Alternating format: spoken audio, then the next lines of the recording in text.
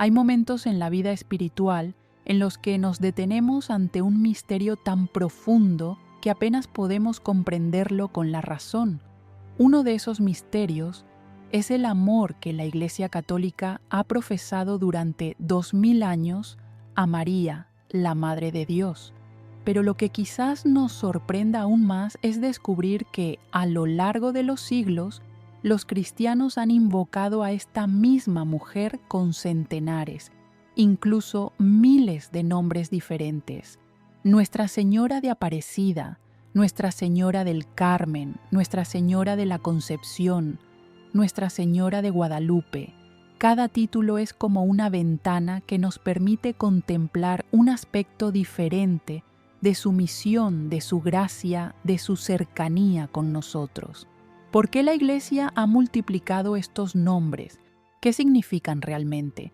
¿Son diferentes Marías o es siempre la misma Madre contemplada desde ángulos distintos?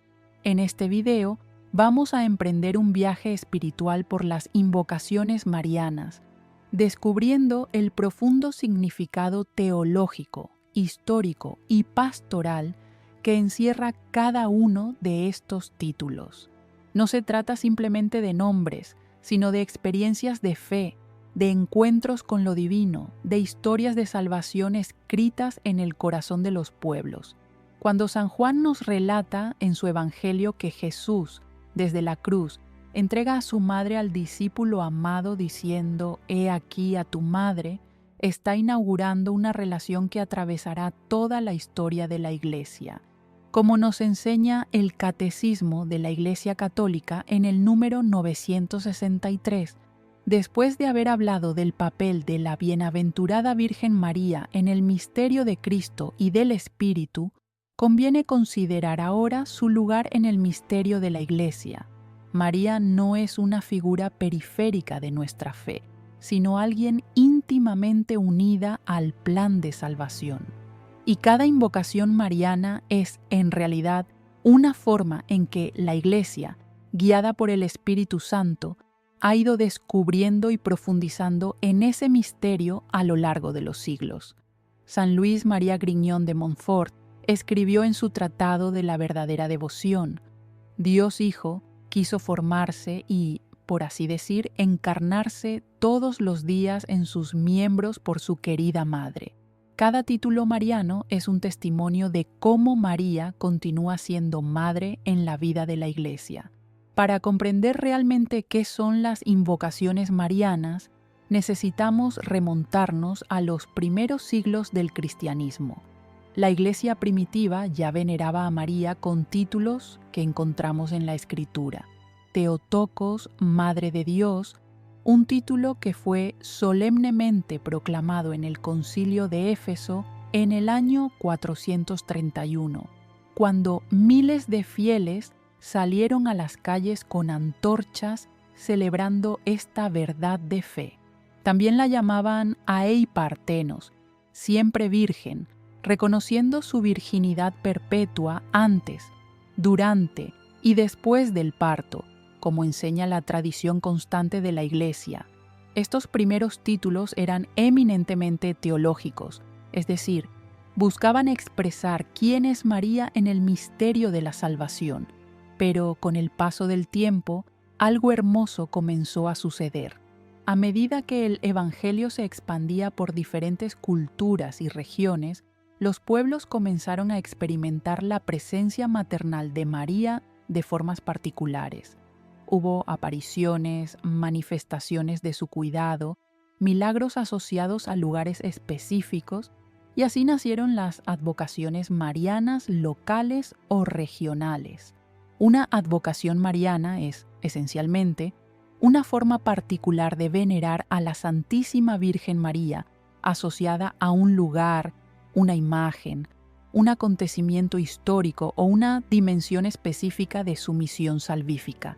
Es crucial entender que no se trata de diferentes Marías, sino de la única María de Nazaret, la Madre de Jesús, contemplada y venerada bajo aspectos diversos de su vida, virtudes o misión. Como explicó el Papa Pablo VI en la exhortación apostólica Marialis Cultus, la Virgen María ha sido propuesta por la Iglesia a la imitación de los fieles no precisamente por el tipo de vida que llevó y, mucho menos, por el ambiente sociocultural en que se desenvolvió, hoy superado en casi todas partes, sino porque en sus condiciones concretas de vida, ella se adhirió total y responsablemente a la voluntad de Dios. Cada invocación nos ayuda a descubrir un matiz de esa adhesión total. Pensemos en algunos ejemplos concretos para entender mejor esta riqueza. Cuando hablamos de Nuestra Señora de Aparecida, nos referimos a la patrona de Brasil, cuya imagen fue encontrada por pescadores en el río Paraíba en 1717. El contexto histórico era el del Brasil colonial, una sociedad marcada por la esclavitud, la explotación y profundas desigualdades. Los pescadores que encontraron la imagen eran hombres pobres y uno de ellos era afrodescendiente.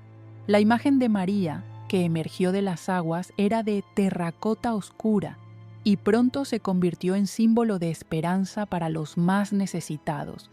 El título Aparecida significa literalmente la que apareció y encierra una profunda verdad teológica. María se hace presente, se manifiesta, especialmente allí donde hay sufrimiento y necesidad, como dice el Magnificat en Lucas 1:52-53. Derribó a los potentados de sus tronos y exaltó a los humildes. A los hambrientos colmó de bienes y despidió a los ricos sin nada. La devoción a Nuestra Señora Aparecida creció exponencialmente entre los esclavos y los pobres, quienes veían en esa imagen oscura un signo de que Dios no había olvidado su sufrimiento.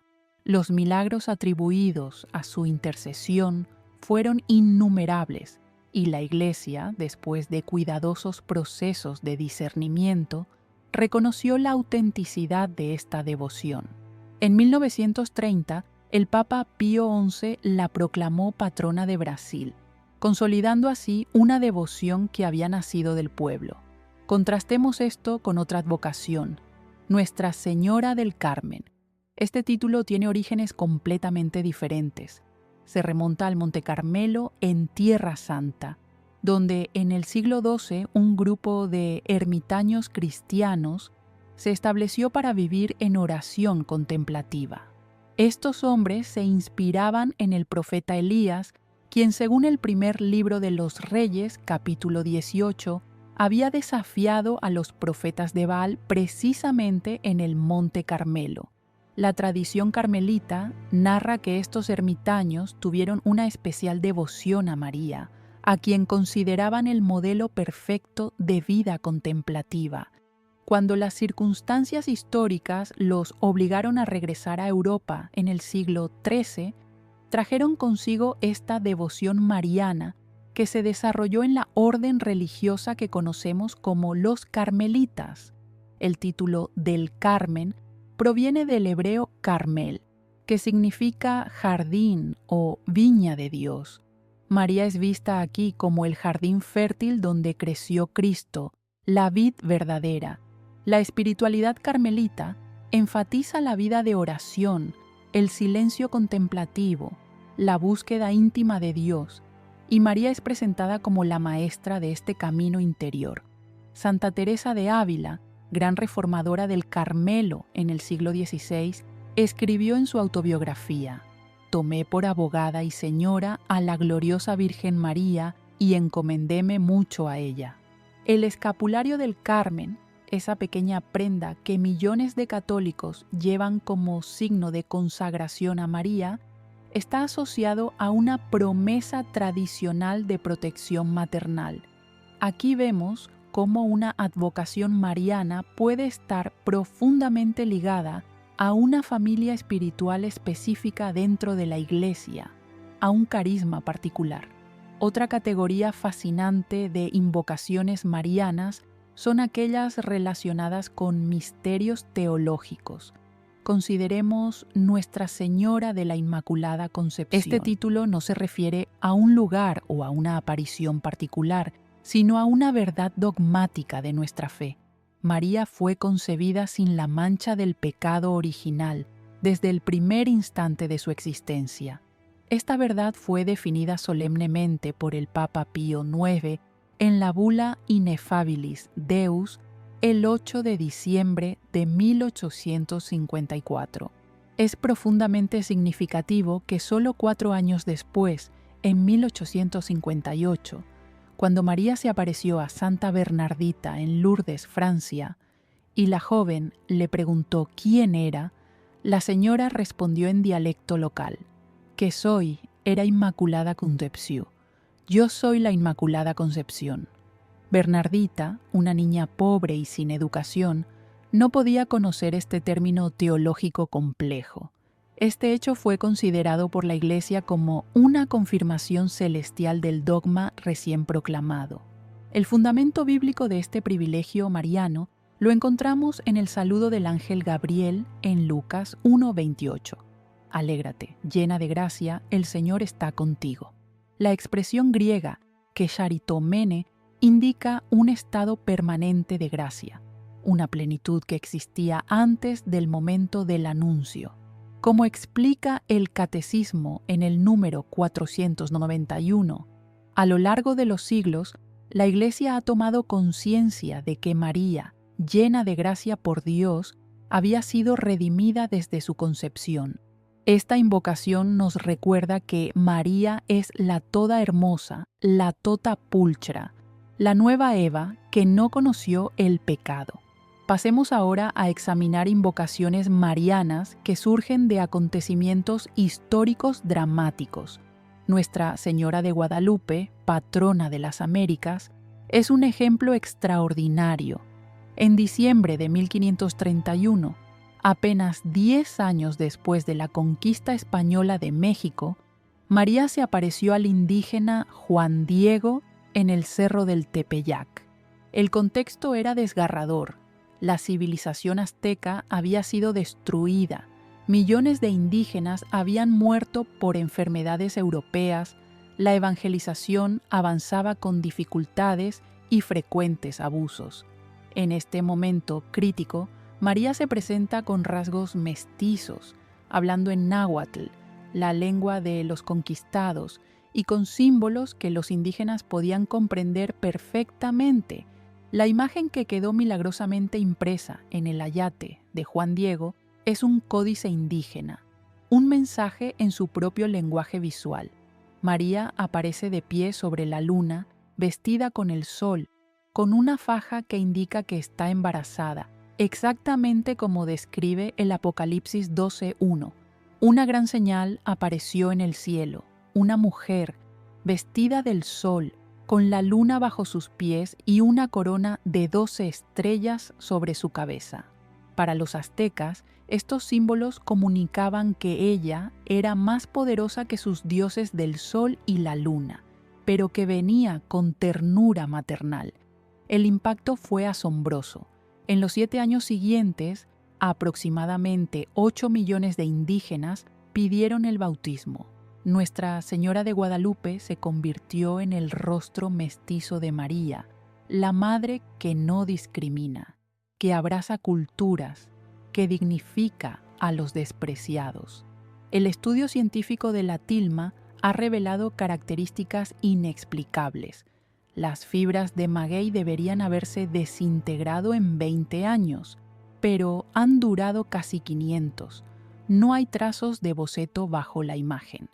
Los ojos de María reflejan, cuando se examinan con tecnología moderna, las figuras de las personas que estaban presentes cuando se desplegó la tilma ante el obispo Zumárraga, algo imposible de pintar en el siglo XVI.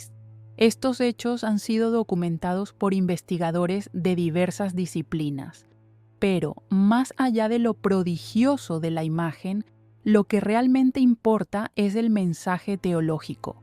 María es la evangelizadora de los pueblos, la que comprende cada cultura, la que se hace cercana a cada persona en su propio lenguaje. El Papa Juan Pablo II visitó el santuario en 4 ocasiones y en 1999 la proclamó estrella de la primera y de la nueva evangelización. En su homilía dijo: «Desde que el indio Juan Diego habló con la dulce señora del Tepeyac, tú, Madre de Guadalupe, entras en la historia de estos pueblos y permaneces como su querida madre». Otra dimensión importante de las invocaciones marianas son aquellas que destacan virtudes o roles específicos de María.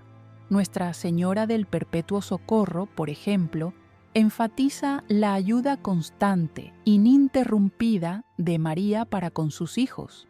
Este título está asociado a un icono bizantino que data probablemente del siglo XIII o XIV y que fue entregado a los padres redentoristas en 1866 por el Papa Pío IX. El icono muestra a María sosteniendo al niño Jesús, quien se aferra a su madre asustado al ver los instrumentos de su futura pasión que le presentan los arcángeles Miguel y Gabriel. Es una imagen profundamente teológica. Nos muestra a María como la madre que acompaña a su hijo en el camino del sufrimiento redentor y por extensión nos acompaña a nosotros en nuestros propios calvarios. La palabra perpetuo es clave. No es una ayuda ocasional, sino permanente, fiel, inquebrantable. Como nos recuerda la Lumen Gentium del Concilio Vaticano II en el número 62. Esta maternidad de María perdura sin cesar en la economía de la gracia, desde el consentimiento que dio fielmente en la Anunciación y que mantuvo sin vacilar al pie de la cruz, hasta la realización plena y definitiva de todos los elegidos. Millones de fieles en todo el mundo han experimentado esta ayuda maternal en momentos de crisis, enfermedad, peligro o desesperación. Consideremos también las invocaciones relacionadas con advocaciones dolorosas, como Nuestra Señora de los Dolores o Nuestra Señora de la Piedad. Estas nos presentan a María en su momento de mayor sufrimiento humano, al pie de la cruz, sosteniendo el cuerpo sin vida de su Hijo. El Evangelio de Juan 19, 25, 27 es sobrio pero profundo. Junto a la cruz de Jesús estaban su madre, la hermana de su madre, María la de Cleofás y María Magdalena. La Iglesia ha meditado durante siglos en los 7 dolores de María, la profecía de Simeón, la huida a Egipto, la pérdida del niño en el templo, el encuentro en la vía dolorosa, la crucifixión, el descendimiento de la cruz y la sepultura. Estos dolores no son simplemente acontecimientos históricos, sino experiencias de fe que nos enseñan cómo participar en el misterio pascual de Cristo. Como escribió San Juan Pablo II en la encíclica Salvifici Doloris, ella tuvo que vivir al lado de su Hijo el misterio del sufrimiento, experimentándolo en su corazón de madre. La devoción a María Dolorosa nos invita a no huir del sufrimiento, sino a descubrir en él, unidos a Cristo y a su Madre, un camino de redención y esperanza. Muchas órdenes religiosas, como los siervos de María, servitas, han hecho de esta advocación el centro de su espiritualidad. Es importante abordar ahora una pregunta que muchos católicos se hacen. ¿Por qué tantos nombres? ¿No basta con llamarla simplemente María o la Virgen María? La respuesta tiene que ver con la naturaleza sacramental de la Iglesia Católica y con la pedagogía divina. Dios, que es infinito, se ha revelado a nosotros de múltiples formas porque nuestra capacidad de comprensión es limitada. Cada persona, cada cultura, cada época histórica necesita tocar el misterio de una forma particular. Las invocaciones marianas son como las facetas de un diamante. Cada una refleja la luz de manera diferente, pero todas nos muestran la misma piedra preciosa. María es una. pero su misión maternal es tan vasta, tan rica, tan adaptada a cada necesidad humana, que necesitamos múltiples nombres para comenzar a comprenderla. Santo Tomás de Aquino explicaba que la multiplicidad en las criaturas refleja mejor la perfección de Dios que ninguna criatura singular podría hacer. De manera análoga, la multiplicidad de invocaciones marianas refleja mejor la riqueza del misterio de María que ningún título único podría expresar. Además, las invocaciones responden a una profunda necesidad psicológica y espiritual del ser humano.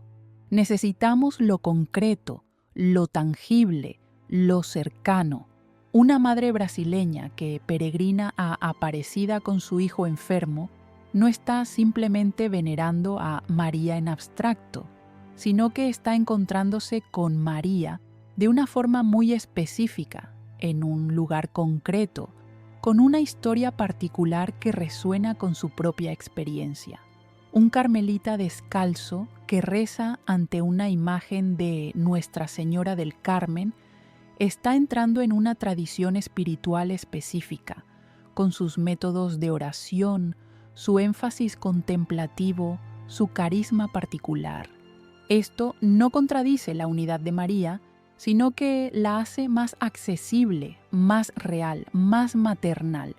Como una madre terrenal puede ser llamada mamá por sus hijos, abuela por sus nietos, hermana por sus hermanos y amiga por sus amigas, siendo siempre la misma persona, así María es invocada con múltiples títulos sin que esto afecte su identidad única. La Iglesia Católica, en su sabiduría pastoral, ha establecido criterios claros para el discernimiento de las apariciones marianas y el reconocimiento de nuevas advocaciones. No toda devoción popular es automáticamente aprobada. El proceso es riguroso y puede llevar décadas o incluso siglos. Los obispos locales tienen la primera responsabilidad de investigar. Se examina la vida moral del vidente o videntes, la coherencia del mensaje con la fe católica, los frutos espirituales producidos y se descarta cualquier elemento de fraude, enfermedad mental o búsqueda de lucro. La Congregación para la Doctrina de la Fe en Roma supervisa estos procesos. Existen diferentes niveles de reconocimiento. Algunas apariciones son declaradas dignas de fe o constat de supernaturalitate, consta la sobrenaturalidad. Otras son permitidas como devoción privada non constat de supernaturalitate, no consta la sobrenaturalidad pero no se prohíbe. Y otras son explícitamente prohibidas por contener errores doctrinales o evidencia de fraude. Tomemos como ejemplo el proceso de Fátima, Portugal. Las apariciones ocurrieron entre mayo y octubre de 1917 a 3 niños pastores. El obispo de Leiria inició una investigación canónica que duró 13 años, desde 1922 hasta 1930. Se entrevistó a los videntes exhaustivamente, se examinaron sus vidas, se estudiaron los acontecimientos del 13 de octubre de 1917, cuando aproximadamente 70.000 personas fueron testigos del llamado milagro del sol, un fenómeno atmosférico inexplicable. Se analizaron los mensajes transmitidos por la Virgen para verificar su ortodoxia. Solo después de esta rigurosa investigación, el 13 de octubre de 1930, el obispo José Alves Correia da Silva declaró, dignas de crédito las visiones de los 3 pastorcitos en la cova da Iría, y autorizó oficialmente el culto a Nuestra Señora de Fátima. Los mensajes de Fátima enfatizaban la oración del rosario, la penitencia, la conversión, la reparación por los pecados, y contenían profecías sobre acontecimientos del siglo XX que posteriormente se cumplieron con precisión asombrosa. 3 papas visitaron Fátima: Pablo VI, Juan Pablo II y Benedicto XVI, consolidando el reconocimiento universal de esta advocación. Juan Pablo II atribuyó su supervivencia al atentado del 13 de mayo de 1981 a la intercesión de Nuestra Señora de Fátima y mandó incrustar la bala que lo hirió en la corona de la imagen. Este mismo rigor se aplica a todas las advocaciones marianas reconocidas. Lourdes, donde María se apareció 18 veces a Bernardita Soubirous en 1858, pasó por un escrutinio similar. Se investigó la salud mental de Bernardita, se documentaron los milagros de curaciones, se estableció una comisión médica internacional que aún hoy examina cada supuesta curación milagrosa con criterios científicos estrictos. Hasta la fecha, la Iglesia ha reconocido oficialmente 70 curaciones como milagros, pero se han reportado miles de curaciones inexplicables médicamente. El mensaje de Lourdes es de conversión, oración y penitencia. María pidió que se construyera una capilla y que la gente fuera en procesión. El agua de la fuente que brotó durante las apariciones se ha convertido en signo sacramental de la gracia sanadora de Dios. Lourdes recibe aproximadamente 6 millones de peregrinos cada año, convirtiéndose en uno de los lugares de peregrinación más visitados del mundo, solo superado por la Ciudad del Vaticano. Es fundamental comprender que el culto a María bajo sus diversas invocaciones no es adoración, sino veneración. La Iglesia distingue claramente entre la latría, que es el culto de adoración debido solo a Dios, y la dulía, que es el culto de veneración que damos a los santos. A María le corresponde la hiperdulía, una veneración especial por su dignidad única como Madre de Dios. Como explica el Catecismo en el número 971, todas las generaciones me llamarán bienaventurada. La 48. La piedad de la Iglesia hacia la Santísima Virgen es un elemento intrínseco del culto cristiano. La Santísima Virgen es honrada con razón por la Iglesia con un culto especial. Y en efecto, desde los tiempos más antiguos, se venera a la bienaventurada Virgen con el título de Madre de Dios, bajo cuya protección los fieles suplicantes se acogen en todos sus peligros y necesidades. Este culto siempre debe estar orientado hacia Cristo. María nunca llama la atención sobre sí misma, sino que siempre señala a su Hijo, como en las bodas de Caná, cuando dice a los sirvientes: «Haced lo que Él os diga». TD 2.5. Algunas invocaciones están vinculadas a objetos sagrados específicos. Por ejemplo, Nuestra Señora del Rosario está asociada a esa poderosa oración que combina la meditación de los misterios de Cristo con la repetición del Ave María. La tradición atribuye la entrega del rosario a Santo Domingo de Guzmán en el siglo XIII, aunque la forma actual del rosario se desarrolló gradualmente.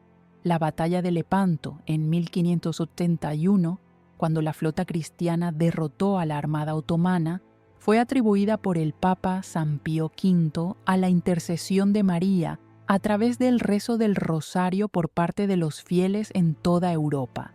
En gratitud, instituyó la fiesta de Nuestra Señora de las Victorias, más tarde llamada Nuestra Señora del Rosario. San Juan Pablo II, en la carta apostólica Rosarium Virginis Mariae, escribió: «El rosario es mi oración predilecta, plegaria maravillosa, maravillosa en su sencillez y en su profundidad.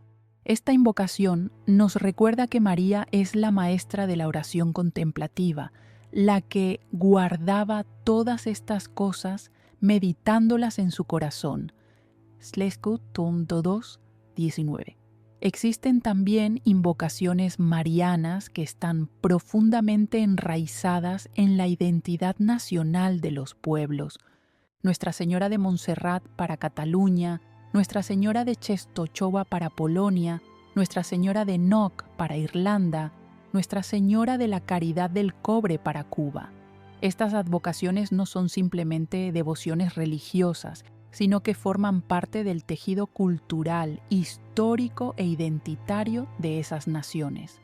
Durante las persecuciones comunistas en Polonia, la imagen de Nuestra Señora de Czestochowa, conocida como la Virgen Negra, se convirtió en símbolo de resistencia y esperanza. El cardenal Stefan Wyszynski organizó las peregrinaciones marianas que mantuvieron viva la fe católica polaca durante décadas de opresión. Cuando Juan Pablo II visitó Polonia en 1979, siendo aún país comunista, las multitudes que se reunieron ante el santuario de Jasna-Góra marcaron el inicio del fin del régimen. María, bajo estas advocaciones nacionales, se convierte en madre y protectora de los pueblos, especialmente en momentos de crisis, guerra o persecución. No podemos olvidar las invocaciones marianas que están asociadas a órdenes religiosas específicas. Ya mencionamos a Nuestra Señora del Carmen para los carmelitas.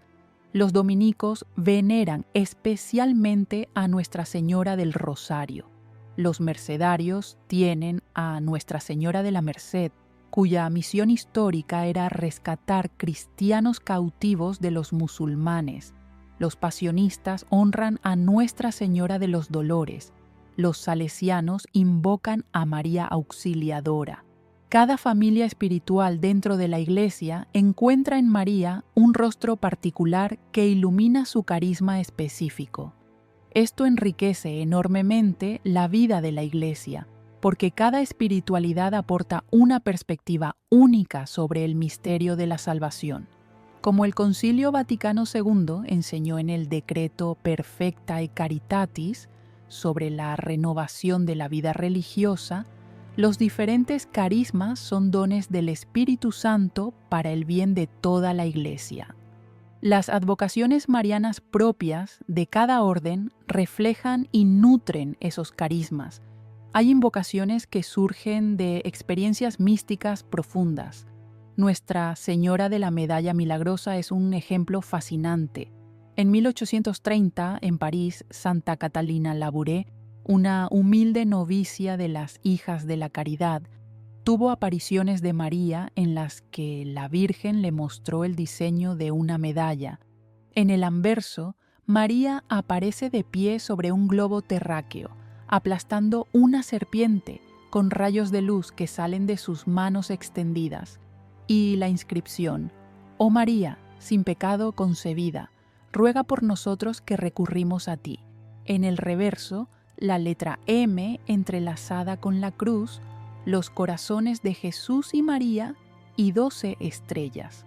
María prometió grandes gracias para quienes llevaran esta medalla con confianza.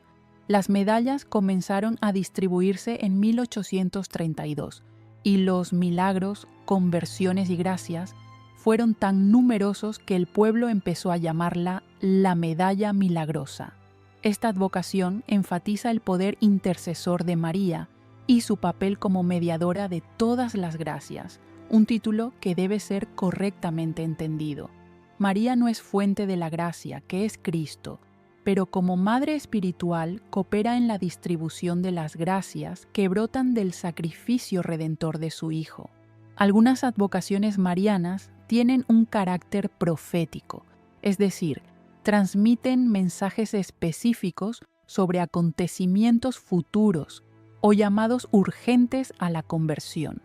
Los mensajes de Fátima contenían advertencias sobre la Segunda Guerra Mundial, la expansión del comunismo ateo y la necesidad de consagrar Rusia al Inmaculado Corazón de María. Estos elementos proféticos deben ser entendidos correctamente. No se trata de María revelando información nueva que contradiga o añada a la revelación pública que concluyó con la muerte del último apóstol, sino de aplicaciones particulares de las verdades ya reveladas a momentos históricos concretos, como enseña el Catecismo en el número 67. A lo largo de los siglos ha habido revelaciones llamadas privadas, algunas de las cuales han sido reconocidas por la autoridad de la Iglesia. Estas, sin embargo, no pertenecen al depósito de la fe, Su función no es la de mejorar o completar la revelación definitiva de Cristo, sino la de ayudar a vivirla más plenamente en una cierta época de la historia. Las advocaciones con dimensión profética nos recuerdan que María sigue ejerciendo su maternidad solícita, alertándonos sobre peligros espirituales y guiándonos por caminos de santidad. Es hermoso contemplar cómo muchas invocaciones marianas nacen del pueblo sencillo, de experiencias de fe profunda en contextos de pobreza o marginación. Nuestra Señora de la Candelaria, en las Islas Canarias, fue encontrada por pastores guanches antes de la conquista española. Nuestra Señora de Luján, en Argentina, fue elegida por un carro de bueyes que se negó a continuar su camino cuando transportaba una imagen de María, indicando que la Virgen quería quedarse en ese lugar. Nuestra Señora de Coromoto, en Venezuela, se apareció a indígenas cospés en el siglo XVII. Estas historias tienen un patrón común. María se manifiesta preferentemente a los humildes, a los pequeños, a los marginados. Esto no es casualidad, sino un reflejo del Magnificat, ese cántico revolucionario de María que proclama: «Ha mirado la humildad de su esclava», los 1:48. Dios no elige a los poderosos, los sabios o los influyentes para sus manifestaciones más importantes, sino a quienes el mundo considera insignificantes: los pastores de Belén, los pescadores del lago, los niños de Fátima, el indígena Juan Diego, la joven Bernardita analfabeta. Esta es la pedagogía divina, y las advocaciones marianas la reflejan perfectamente. La teología de las invocaciones marianas ha sido desarrollada por grandes santos y doctores de la Iglesia. San Bernardo de Claraval, en el siglo XII, escribió tratados sublimes sobre María como el acueducto de todas las gracias divinas. San Luis María Grignion de Montfort desarrolló la teología de la consagración total a Jesús por medio de María, que influenció profundamente a papas como León XIII, Pío XII y Juan Pablo II. Santo Tomás de Aquino, en su Summa Theologiae, explica por qué es apropiado venerar a María con múltiples títulos. Así como Dios puede ser conocido por múltiples nombres que expresan sus perfecciones, María puede ser venerada bajo diversos aspectos de su singular participación en el misterio de Cristo. San Juan Pablo II desarrolló extensamente la mariología en encíclicas como Redemptoris Mater, donde profundiza en la maternidad espiritual de María y su presencia en la vida de la Iglesia. En su libro María, Iglesia Naciente, explora la relación entre María y la eclesiología. Estos desarrollos teológicos no inventan nuevas doctrinas, sino que explicitan lo que siempre estuvo implícito en la fe de la Iglesia. Un aspecto crucial que debemos entender es la relación entre las advocaciones marianas y la inculturación del Evangelio. Cuando la fe cristiana llega a una nueva cultura, debe encarnarse en esa cultura sin perder su identidad esencial. Las advocaciones marianas han sido instrumentos fundamentales de este proceso. En América Latina, por ejemplo, las imágenes de María Morena o mestiza como Guadalupe, Aparecida o la Virgen de la Caridad del Cobre permitieron a los pueblos indígenas y afrodescendientes sentir que el cristianismo no era simplemente la religión de los conquistadores europeos, sino una fe universal que los abrazaba en su propia identidad cultural. María habla náhuatl, portugués, español, quechua, guaraní. Lleva los rasgos de cada pueblo. Esto no es sincretismo religioso, sino genuina inculturación. El mismo evangelio expresado en lenguajes culturales diversos. El Concilio Vaticano II, en Lumen Gentium, número 66, afirma: María brilló en la tierra durante su peregrinación terrestre como ejemplo brillantísimo de las virtudes que son alabadas en la Iglesia de Cristo, tanto si se trata de las que pertenecen a la fe como de las que pertenecen a la esperanza o a la caridad. Cada advocación ilumina una faceta de estas virtudes adaptada a las necesidades de cada pueblo. Las invocaciones marianas también tienen una dimensión ecuménica importante. Aunque existen diferencias doctrinales entre católicos, ortodoxos y protestantes sobre el papel de María, todas las tradiciones cristianas reconocen su importancia única como Madre de Jesús. La Iglesia Ortodoxa tiene una riquísima tradición mariana con numerosos iconos y fiestas marianas. Muchos anglicanos y luteranos han recuperado una devoción mariana equilibrada. Las advocaciones marianas pueden ser puentes de diálogo.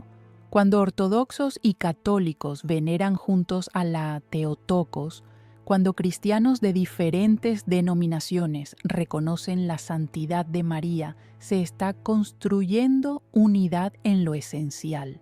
El Papa Francisco ha enfatizado repetidamente que María es madre de todos, no solo de los católicos. En sus viajes apostólicos, visita santuarios marianos en países de mayoría ortodoxa o con fuerte presencia protestante, mostrando que María puede ser factor de unidad y no de división. Debemos también reflexionar sobre los frutos espirituales concretos que las advocaciones marianas han producido a lo largo de la historia. Las conversiones son innumerables. Santa Teresa de Calcuta atribuía su vocación a la intercesión de María. Charles de Foucauld, ermitaño del Sahara, fue atraído de nuevo a la fe por una aparición de María. Alphonse Ratisbonne, judío que se convirtió al catolicismo después de una aparición de la Virgen de la Medalla Milagrosa en Roma en 1842. Hermann Cohen, pianista judío convertido tras una experiencia mariana que se hizo carmelita. Edith Stein, filósofa judía que se convirtió al leer la autobiografía de Santa Teresa de Ávila y su devoción a María, y murió mártir en Auschwitz. Las vocaciones religiosas han brotado abundantemente en lugares de advocaciones marianas. Lourdes, Fátima, Guadalupe han sido semilleros de vocaciones sacerdotales y religiosas. Los matrimonios se han fortalecido, las familias se han reconciliado, adicciones se han superado, todo por intercesión de María bajo sus diversas invocaciones. Estos frutos son el criterio fundamental que la Iglesia usa para discernir la autenticidad de una devoción mariana. Por sus frutos los conoceréis. Las advocaciones marianas nos enseñan también sobre la comunión de los santos, ese vínculo vital que une a la Iglesia peregrina en la tierra con la Iglesia triunfante en el cielo. Cuando invocamos a María bajo cualquiera de sus títulos, estamos ejerciendo esta comunión sobrenatural. No estamos hablando con una persona muerta, sino con alguien vivo, más vivo que nosotros, porque está en la plenitud de la vida junto a Cristo resucitado. Como explica el Catecismo en el número 954, los tres estados de la Iglesia, hasta que el Señor venga en su esplendor con todos sus ángeles y, destruida la muerte, tenga sometido todo, sus discípulos, unos peregrinan en la tierra, otros, ya difuntos, se purifican, mientras otros están glorificados, contemplando claramente a Dios mismo, uno y trino, tal cual es. María está en ese tercer estado, glorificada, y desde allí ejerce su maternidad espiritual sobre nosotros. Las advocaciones son formas concretas de vivir esa comunión, de actualizar esa relación maternal. Ahora bien, ¿cómo podemos vivir esta riqueza de invocaciones marianas sin caer en una devoción superficial o meramente sentimental? La clave está en entender que cada advocación es una puerta de entrada a un misterio más profundo. No se trata de coleccionar medallas o estampitas, sino de dejarse transformar por el encuentro con María y, a través de ella, con Cristo. Cuando un brasileño visita a Aparecida, no debería simplemente pedir favores materiales, sino abrirse a la gracia de la conversión que María ofrece. Cuando alguien reza el rosario a Nuestra Señora del Rosario, no debería ser una repetición mecánica, sino una meditación contemplativa de los misterios de Cristo. Cuando un carmelita se consagra a Nuestra Señora del Carmen, está asumiendo un compromiso de vida contemplativa y búsqueda de santidad. Las advocaciones marianas deben conducirnos siempre a una vida cristiana más profunda, más comprometida, más santa. Como María dijo en Caná, haced lo que Él os diga. TN 2.5. Ese es el mensaje último de todas las advocaciones: escuchar a Cristo y obedecerlo. La liturgia de la Iglesia ha integrado magistralmente las advocaciones marianas en el ciclo del año litúrgico. Tenemos fiestas como la Inmaculada Concepción el 8 de diciembre, la Asunción el 15 de agosto, Nuestra Señora de Guadalupe el 12 de diciembre, Nuestra Señora del Carmen el 16 de julio, Nuestra Señora de Fátima el 13 de mayo y muchas otras. Cada diócesis y país puede tener fiestas propias de advocaciones locales. Estas celebraciones litúrgicas no son opcionales ni secundarias, sino parte integral de cómo la Iglesia vive su fe a lo largo del año. La liturgia es la cumbre y la fuente de toda la vida cristiana, como enseñó el Concilio Vaticano II en Sacrosanctum Concilium. Cuando celebramos litúrgicamente una advocación mariana, estamos haciendo memoria sacramental de las maravillas que Dios ha obrado a través de María y actualizamos esa presencia maternal en el hoy de la Iglesia. Las lecturas bíblicas proclamadas en estas celebraciones nos ayudan a comprender el fundamento escriturístico de cada advocación. Las oraciones colectas sobre las ofrendas y después de la comunión expresan con precisión teológica el sentido de cada fiesta mariana. Es importante también reflexionar sobre el papel de las advocaciones marianas en la piedad popular. El Concilio Vaticano II y posteriores documentos magisteriales han reivindicado el valor de la religiosidad popular cuando está correctamente orientada. Los exvotos que los fieles dejan en los santuarios marianos, las promesas que hacen, las peregrinaciones que emprenden, las novenas que rezan, todo esto forma parte de una expresión legítima de fe, siempre que no degenere en superstición o magia.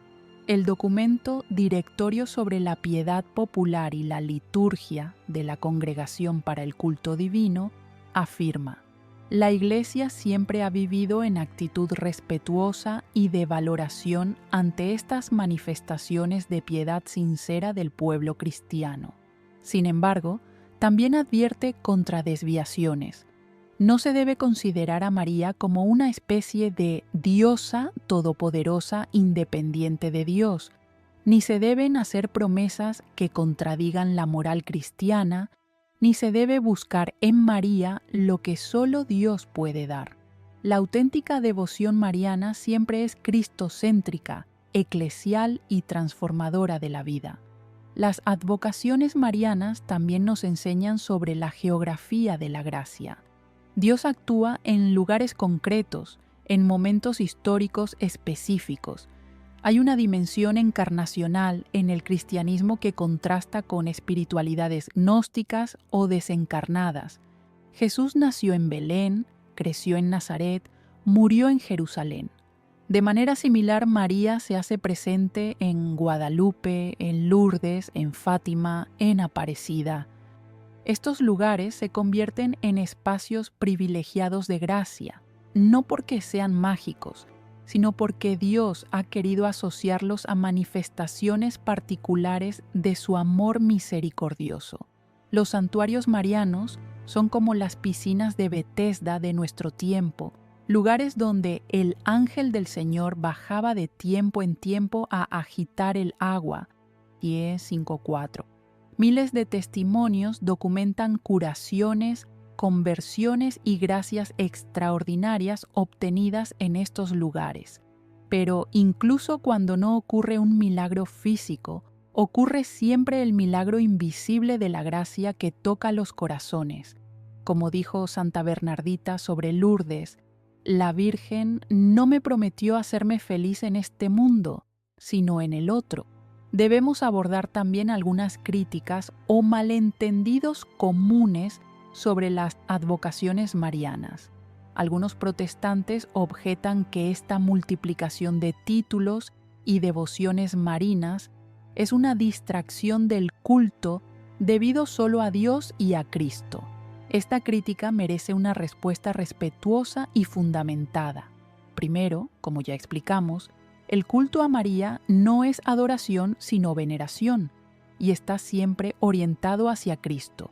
Segundo, las advocaciones marianas no sustituyen ni compiten con la fe en Cristo, sino que la enriquecen y la hacen más accesible, especialmente para personas sencillas. Tercero, la Iglesia Católica tiene un fundamento bíblico sólido para honrar a María. El saludo del ángel Gabriel, el Magnificat, las palabras de Isabel, bendita tú entre las mujeres, la presencia de María en Pentecostés. Cuarto, la tradición ininterrumpida desde los primeros siglos da testimonio de la veneración mariana. Los padres de la Iglesia como San Ireneo, San Efrén, San Ambrosio, escribieron tratados mariológicos profundos. Quinto, la experiencia de millones de fieles a lo largo de 20 siglos atestigua los frutos de santidad que produce la devoción mariana auténtica. No se trata de una invención medieval ni de una corrupción del cristianismo primitivo, sino de un desarrollo orgánico guiado por el Espíritu Santo. Otro malentendido común es pensar que las advocaciones son diferentes vírgenes o que representan una especie de politeísmo mariano. Esto es completamente falso y debe ser corregido. Hay una sola María de Nazaret, la Madre de Jesús. Las advocaciones son simplemente formas distintas de contemplar y venerar a esa única María. Es como si contempláramos una catedral desde diferentes ángulos. Desde el norte vemos la fachada principal, desde el sur las vidrieras, desde dentro el altar, pero siempre es la misma catedral. O como una persona que tiene diferentes roles. Es madre para sus hijos, hija para sus padres, esposa para su marido, amiga para sus amigas, siendo siempre la misma persona. Así María es Aparecida para los brasileños, Guadalupe para los mexicanos, del Carmen para los carmelitas, pero es siempre la misma María, Madre de Dios y Madre nuestra. Esta unidad en la multiplicidad es un reflejo de la Trinidad misma, un solo Dios en tres personas. La diversidad no contradice la unidad, sino que la enriquece. Las advocaciones marianas tienen también una dimensión escatológica, es decir, nos hablan del destino final de la humanidad y del cosmos. María, asunta en cuerpo y alma a la gloria celestial, es primicia de nuestra propia resurrección. Es la primera discípula plenamente redimida.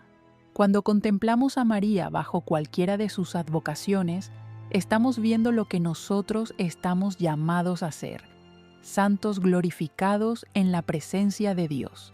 Como enseña el Catecismo en el número 966, finalmente la Virgen Inmaculada, preservada libre de toda mancha de pecado original, terminado el curso de su vida en la tierra, fue llevada en cuerpo y alma a la gloria del cielo y elevada al trono por el Señor como Reina del universo, para ser conformada más plenamente a su Hijo, Señor de los señores y vencedor del pecado y de la muerte. Las advocaciones marianas son anticipos del cielo, ventanas hacia la gloria futura, signos de esperanza en nuestra peregrinación terrena. Cuando un peregrino enfermo llega a Lourdes y se sumerge en las piscinas, está expresando su esperanza en la resurrección final, cuando enjugará toda lágrima de sus ojos y no habrá ya muerte ni llanto, ni gritos ni fatigas. A 21:4. Debemos dedicar un momento a reflexionar sobre el papel de las advocaciones marianas en situaciones de sufrimiento extremo. Durante la Segunda Guerra Mundial, los prisioneros en campos de concentración rezaban a María. En las dictaduras latinoamericanas, las madres de Plaza de Mayo invocaban a María. En situaciones de enfermedad terminal, desastres naturales, guerras, persecuciones, María, bajo sus diversas advocaciones, ha sido consuelo y fortaleza. ¿Por qué? Porque ella conoce el sufrimiento de manera única. Vivió el exilio en Egipto, la pobreza en Nazaret, la incomprensión de su hijo por parte de muchos y finalmente el horror de ver morir a su hijo inocente en la cruz. María no es una madre distante que desconoce nuestro dolor, sino alguien que ha pasado por el fuego del sufrimiento humano. Como dice la carta a los Hebreos sobre Cristo, no tenemos un sumo sacerdote que no pueda compadecerse de nuestras flaquezas, sino que ha sido probado en todo igual que nosotros, que Ep 4 aquí. De manera análoga, María puede compadecerse de nuestros sufrimientos porque los ha experimentado. Las advocaciones dolorosas, como Nuestra Señora de los Dolores o la Piedad, nos muestran esta dimensión compasiva de María. Un aspecto fascinante de las advocaciones marianas es su capacidad de promover la justicia social y la opción preferencial por los pobres. Muchas advocaciones están asociadas a la liberación de oprimidos, la dignificación de marginados, la defensa de la vida. Nuestra Señora de Guadalupe se apareció a un indígena en tiempos de dominación colonial. Nuestra Señora Aparecida fue encontrada por pescadores pobres. Los mensajes de Fátima pedían oración por la conversión de Rusia, en ese momento bajo régimen ateo. María, que proclamó en el Magnificat que Dios derribó a los potentados de sus tronos y exaltó a los humildes, continúa siendo voz profética contra la injusticia. La teología latinoamericana de la liberación, en su vertiente ortodoxa, ha enfatizado esta dimensión mariana. Figuras como el arzobispo Oscar Romero de El Salvador, mártir de la justicia social, tenían profunda devoción mariana. Las comunidades eclesiales de base en América Latina han integrado la devoción a advocaciones marianas locales con el compromiso por la justicia. María no es una figura domesticada ni conservadora, sino revolucionaria en el sentido evangélico. Anuncia y anticipa el reino de Dios, donde los últimos serán primeros.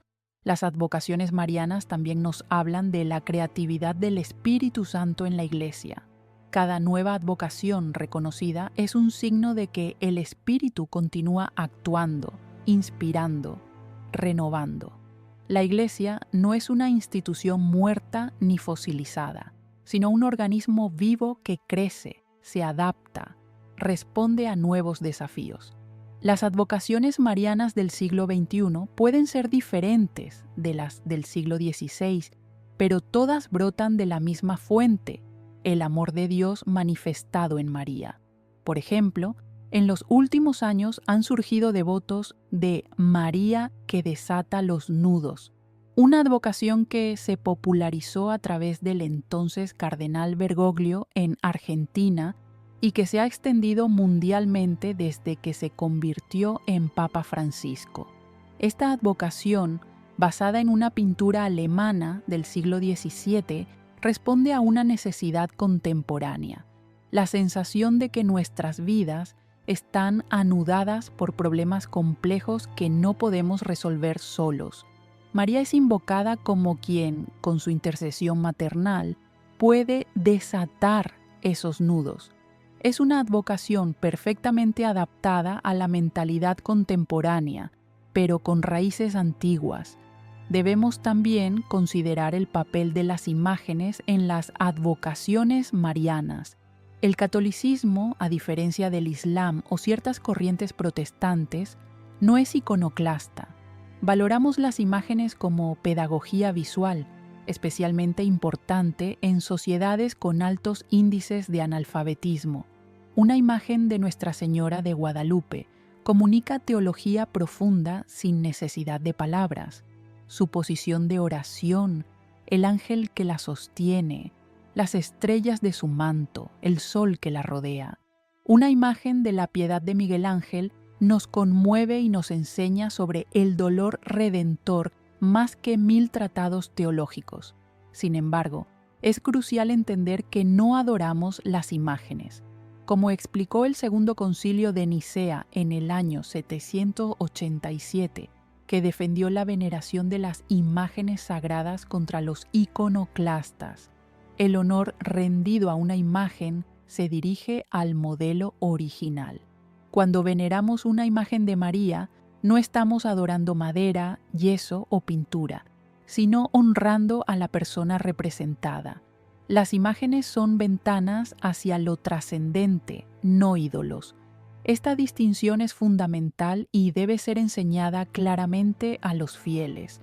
Un tema delicado pero necesario es el de las supuestas apariciones no reconocidas o incluso condenadas por la Iglesia. No toda experiencia extraordinaria es auténtica.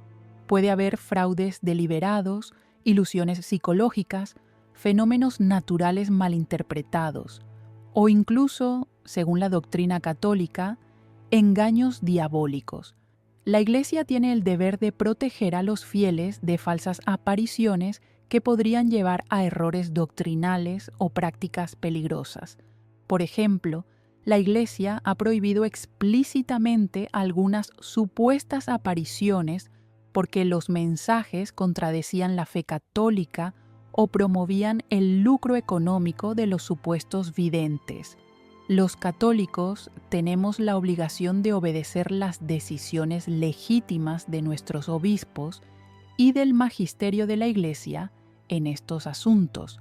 No podemos simplemente seguir cualquier supuesta aparición porque nos resulta emocionante o porque hace predicciones dramáticas.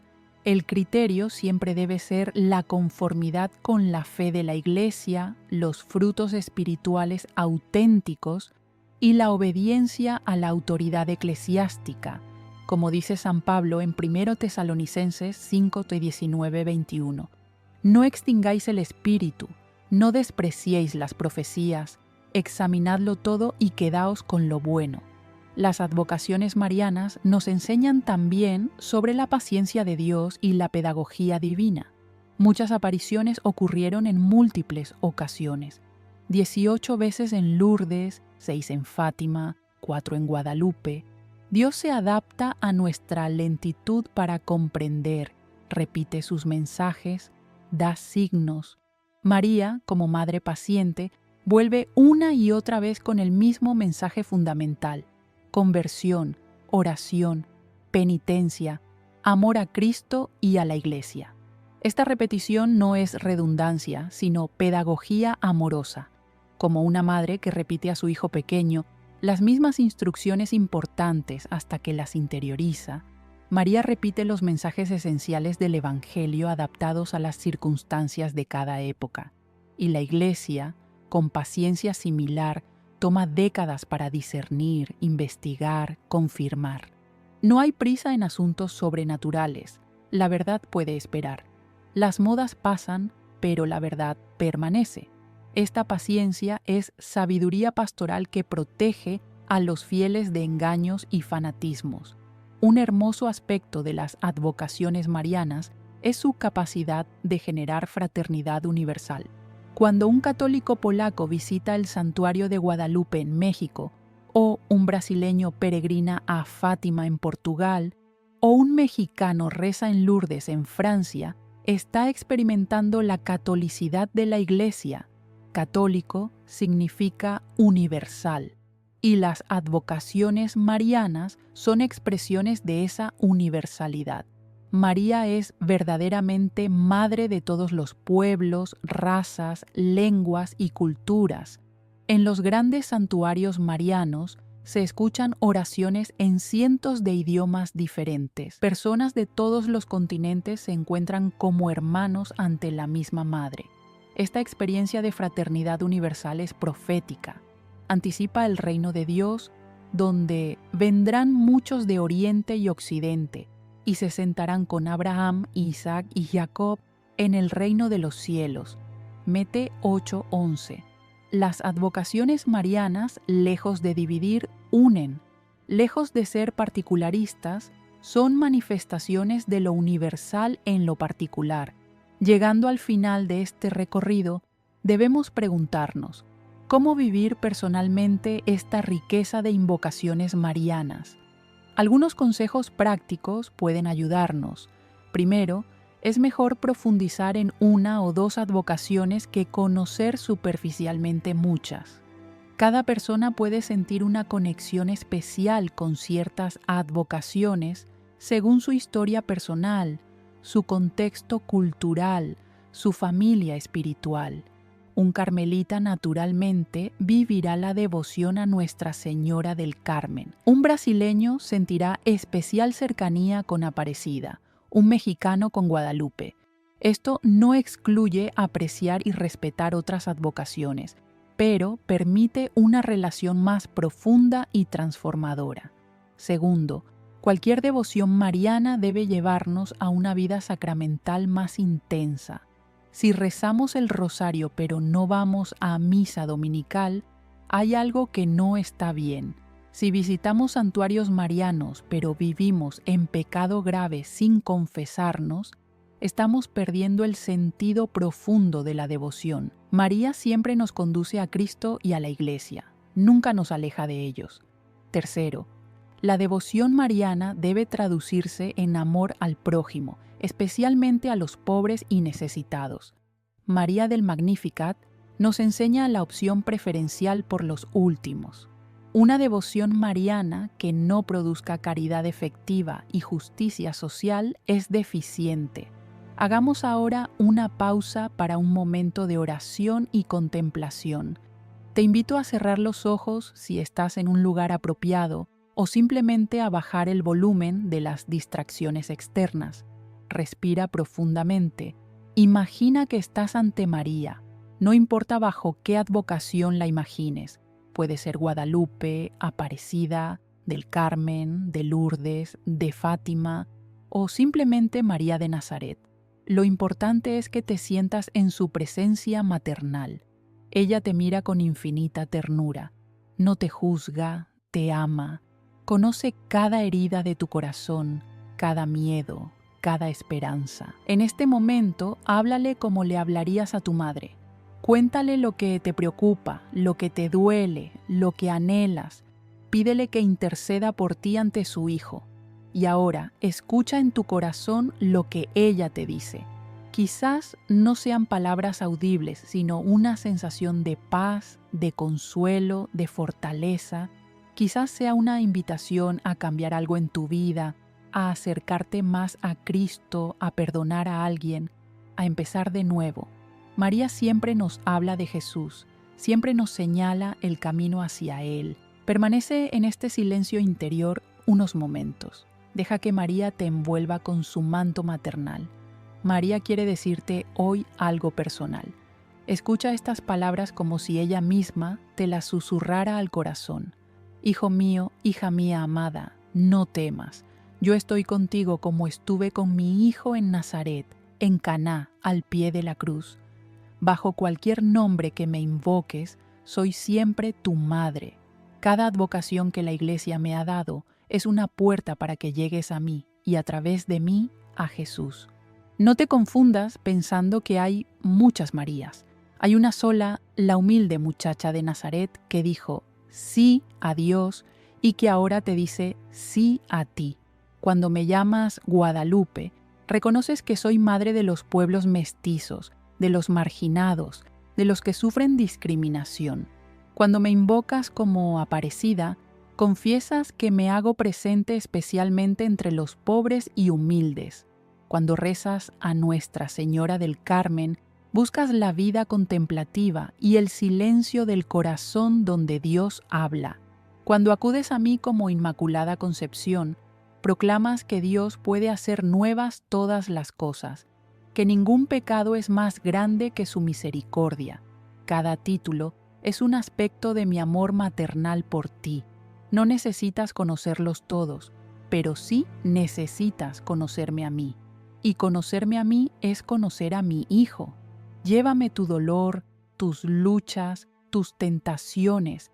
No te avergüences de nada. Soy madre, y las madres no se escandalizan de las heridas de sus hijos, sino que las curan con ternura. Permíteme llevarte de la mano hacia Jesús. Él te espera con los brazos abiertos. Mi misión es conducirte a Él. Cuando ores, no te quedes en mí, sino pasa a través de mí hacia el corazón de mi Hijo.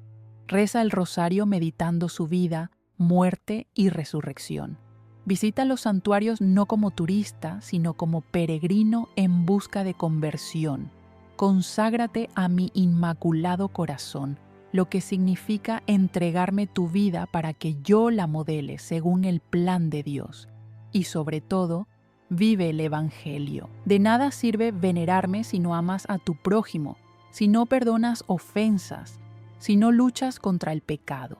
Yo guardaba todas estas cosas meditándolas en mi corazón. Guarda tú también la palabra de Dios en tu corazón. Déjala germinar, crecer, dar fruto. Serás entonces verdaderamente hijo mío, hermano de Jesús, templo del Espíritu Santo. Te bendigo y te acompaño. No estás solo nunca. Bajo cualquier advocación que me invoques, acudiré a tu lado, porque soy tu madre. Y una madre nunca abandona a sus hijos. Hermanos y hermanas, hemos recorrido juntos un camino fascinante por las invocaciones marianas y sus significados profundos.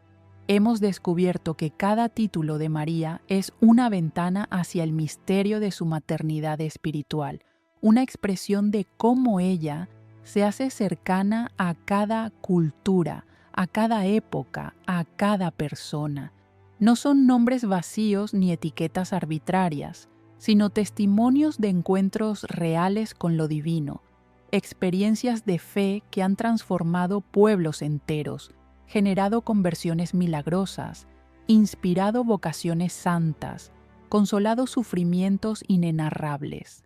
Desde Nuestra Señora de Guadalupe, que dignificó a los pueblos indígenas de América, hasta Nuestra Señora de Fátima, que alertó al mundo sobre los peligros del siglo XX, desde Nuestra Señora del Carmen, que guía a las almas contemplativas, hasta Nuestra Señora Aparecida, que emerge de las aguas como signo de esperanza para los pobres, cada advocación cuenta una historia de amor divino encarnado en circunstancias humanas concretas.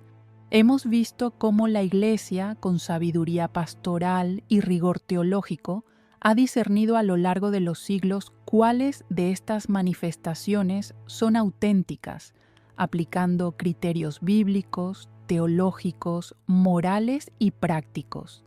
Hemos comprendido que, bajo la multiplicidad de nombres, hay una única María de Nazaret, la Theotokos, la Madre de Dios, la Siempre Virgen, la Inmaculada, la Asunta a los cielos, la Reina del Universo, pero también la Madre cercana, tierna, compasiva, que conoce nuestro sufrimiento porque lo vivió en carne propia. Las invocaciones marianas no son un obstáculo para la fe cristiana, sino un camino privilegiado hacia Cristo. No distraen del Evangelio, sino que lo hacen más accesible, especialmente para los pequeños, los sencillos, los que el mundo desprecia, pero que Dios ama preferentemente. Como proclamó María en el Magnificat, ha mirado la humildad de su esclava. Desde ahora me felicitarán todas las generaciones, porque el Poderoso ha hecho obras grandes por mí. La 1:48-49. Estas palabras proféticas se cumplen cada vez que un fiel invoca a María bajo cualquiera de sus títulos. cada vez que un peregrino camina kilómetros para llegar a un santuario, cada vez que una madre reza el rosario por sus hijos, cada vez que un enfermo encomienda su sufrimiento a Nuestra Señora de los Dolores, cada vez que un pecador arrepentido busca refugio bajo el manto de María Refugio de los Pecadores. Todas las generaciones la llaman bienaventurada, pero cada generación lo hace con su propia voz, en su propio idioma, según sus propias necesidades. Y así surgen nuevas advocaciones que enriquecen el patrimonio espiritual de la Iglesia Universal. El llamado que nos hacen las invocaciones marianas es claro y urgente: conversión de vida. No podemos quedarnos en una devoción superficial, emotiva, sin compromiso existencial. María nos invita a decir nuestro propio fiat, nuestro propio sí al plan de Dios, como ella lo dijo en la Anunciación. Nos invita a magnificar al Señor, es decir, a hacerlo grande en nuestra vida mediante la obediencia, la humildad, la caridad. Nos invita a estar al pie de la cruz de nuestros hermanos que sufren, acompañándolos con presencia silenciosa y solidaria como ella acompañó a Jesús. Nos invita a la esperanza inquebrantable de la resurrección, porque ella fue la primera en creer que su Hijo vencería la muerte. Las advocaciones marianas son escuelas de santidad, cada una con su pedagogía particular, pero todas convergiendo en el mismo objetivo: conformarnos con Cristo, el único mediador entre Dios y los hombres, el único Salvador, el único Señor. María no compite con Cristo, lo revela, no oscurece su gloria, la refleja como la luna refleja la luz del sol. Por eso, cuanto más auténtica sea nuestra devoción mariana, más cristocéntrica será nuestra vida. Quiero invitarte a que, después de ver este video, hagas algo concreto. Primero, si aún no lo has hecho, conságrate personalmente a María bajo la advocación que más resuene con tu corazón. Puedes usar la fórmula de consagración de San Luis María Grignion de Montfort o simplemente expresar con tus propias palabras tu entrega a María para que ella te conduzca a Jesús. Segundo, aprende a rezar el rosario si aún no lo haces, y rézalo no mecánicamente, sino meditando los misterios de la vida de Cristo. El rosario es el arma espiritual más poderosa que María nos ha dado para estos tiempos difíciles. Tercero, si es posible, haz una peregrinación a algún santuario mariano, ya sea el de tu localidad o alguno más lejano. La peregrinación es un ejercicio espiritual completo. Implica sacrificio, esfuerzo físico, abandono de comodidades, tiempo dedicado a la oración. Cuarto, lee y estudia más sobre María. Hay excelentes libros de Mariología, documentos magisteriales como la Lumen Gentium y la Redemptoris Mater, escritos de santos como San Juan Pablo II, San Alfonso María de Ligorio, San Luis María Grignion de Montfort. El conocimiento alimenta el amor, y cuanto más conozcas a María, más la amarás. Quinto, vive las virtudes marianas, su humildad, su pureza, su obediencia, su fortaleza, su caridad. María no solo debe ser venerada, sino imitada. Como ella, debemos decir: hágase en mí según tu palabra, ante las llamadas de Dios en nuestra vida cotidiana. Las invocaciones marianas nos recuerdan también que la historia de la salvación no ha terminado.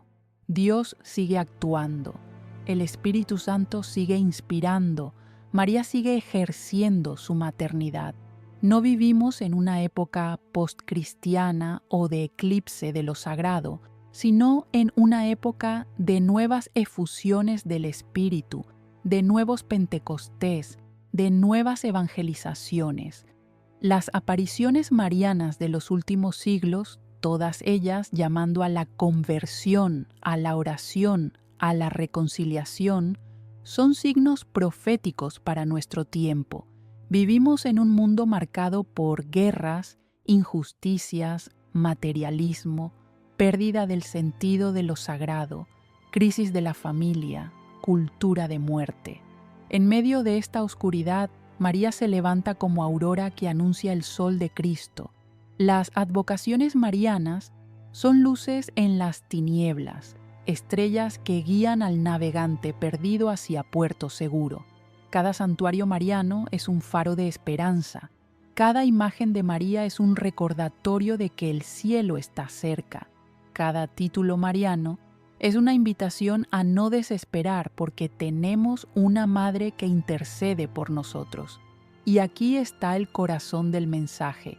No estamos solos. En un mundo que promueve el individualismo, la soledad, el vacío existencial, las invocaciones marianas nos recuerdan que pertenecemos a una familia, la familia de Dios. Tenemos una madre en el cielo que nos cuida, hermanos y hermanas en la fe que peregrinan con nosotros, ángeles y santos que nos acompañan. La comunión de los santos no es una doctrina abstracta, sino una realidad vivida cada vez que invocamos a María y sentimos su presencia maternal. Cuando un católico en Brasil reza a Aparecida al mismo tiempo que un mexicano reza a Guadalupe, y un polaco reza a Czestochowa, y un francés reza en Lourdes, están unidos en una sinfonía de alabanza que atraviesa continentes, culturas y generaciones. Esta es la catolicidad de la Iglesia hecha visible y tangible a través de las advocaciones marianas.